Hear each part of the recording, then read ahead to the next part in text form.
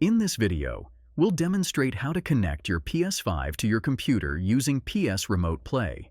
But before we dive in, I'd like to invite you to hit that like button if you're excited to learn how to connect your PS5 to a computer, and share your thoughts in the comments below.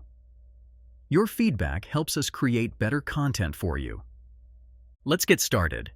Open a browser on your computer and search for PS Remote Play. Click on the link and scroll down to the Downloads section for Windows PC and Mac. Tap on Windows PC and Mac and download the application.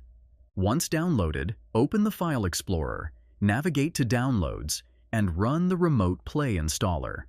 Follow the prompts to install the application.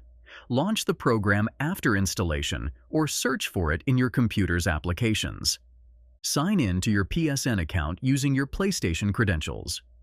On your PS5, open Settings, scroll down to System, and select Remote Play. Ensure that Remote Play is enabled. If needed, set your PS5 as your primary console in the Users and Accounts section, then enable Remote Play and features available in Rest Mode.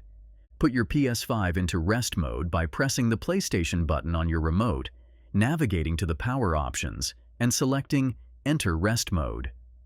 Back on your computer, launch the PS Remote Play application. The Remote Play will start connecting to your PS5.